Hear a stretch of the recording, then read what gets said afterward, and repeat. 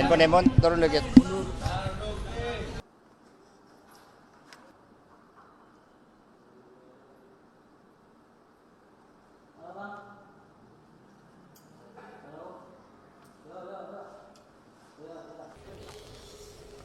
Baik, terima kasih teman-teman pers. Jadi pada hari ini saya memenuhi tanggung jawab saya sebagai warga negara, dan sebagaimana saya sampaikan sebelumnya, saya bersedia datang dan siap datang ketika diminta keterangan oleh KPK.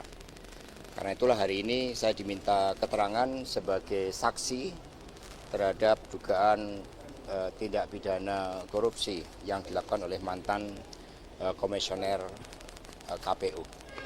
Beberapa pertanyaan sudah saya jawab dan segala sesuatunya sudah saya tempuh, termasuk menandatangani berita acara di dalam pemberian keterangan sebagai saksi. Ada pertanyaan?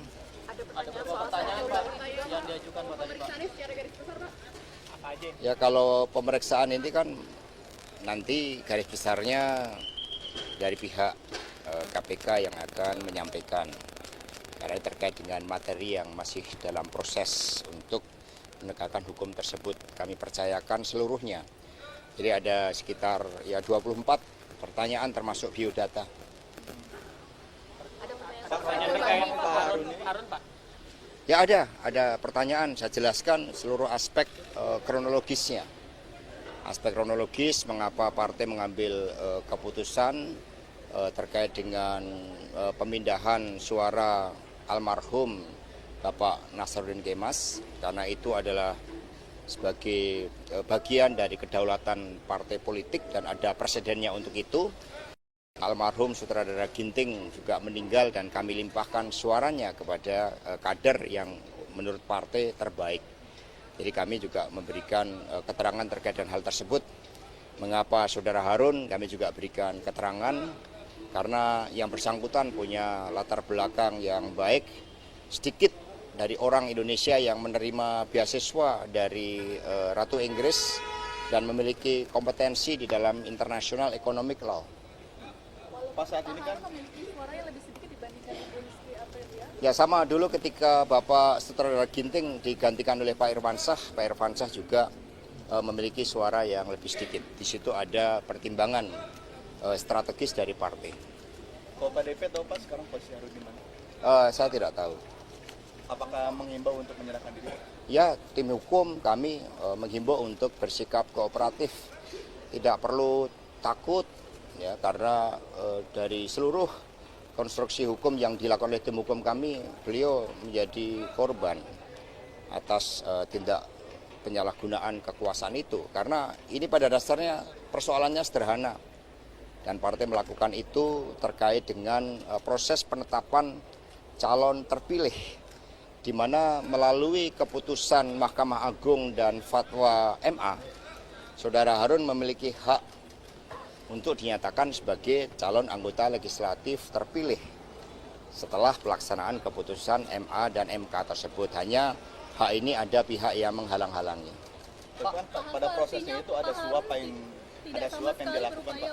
Bapak sendiri tahu nggak Pak ada suap itu Pak? Sama sekali tidak tahu, karena partai telah menegaskan berulang kali melalui surat edaran untuk tidak boleh menyalahgunakan kekuasaan, apalagi sebuah tindakan yang melanggar hukum. Nah, karena itulah rekan-rekan pers sebaiknya kita percayakan seluruh proses penegakan hukum tersebut. Saya hadir karena saya juga percaya terhadap seluruh proses penegakan hukum yang dilakukan oleh KPK. Ya, terima kasih. Pak Yasona dianggap merintangi kasus dan bermain dua kaki Pak. Pak Harun gimana Pak? Gimana Pak? Coba ya. Awas ini.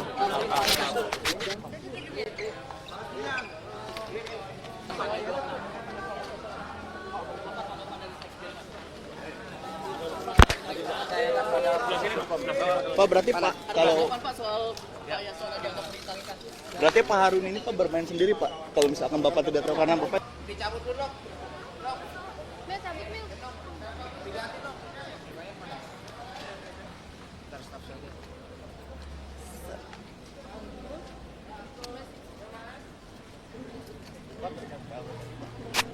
ini Bapak Saya menandatangani itu. sudah berikan keterangan ya.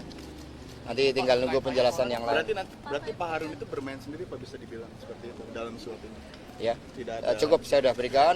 Kita percayakan pada proses hukum dan saya datang dengan sebuah niat baik. Ya. Pak Hasto, apakah betul Pak Saiful yang memberikan tersangka nama ini atau Kemana Tan? Handphone turun dikit. 4 jam ya. Ya.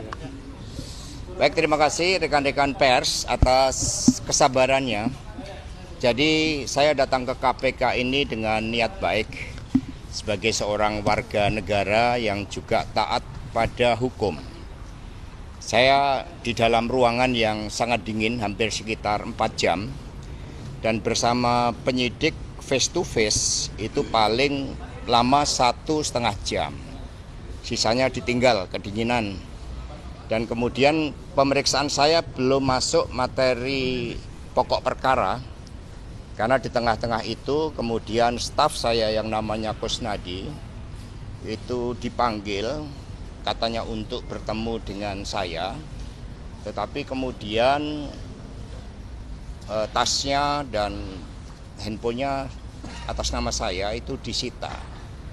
Sehingga kemudian kami tadi berdebat karena sepengetahuan saya sebagai saksi di dalam kitab Undang-Undang Hukum Acara Pidana, saya berhak untuk didampingi penasihat hukum.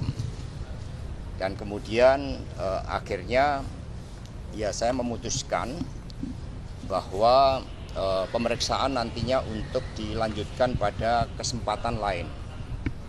Dan kemudian ada handphone yang disita dan saya menyatakan keberatan atas penyitaan handphone tersebut.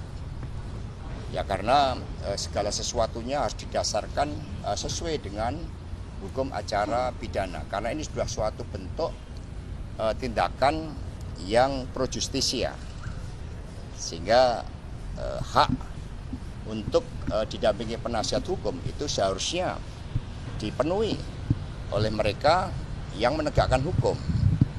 Sehingga teman-teman pers kemudian akhirnya ya kami menyampaikan ya kalau gitu nanti pada kesempatan lain kami akan datang memenuhi undangan dari KPK sebagai wujud tanggung jawab dan komitmen kami sebagai warga negara.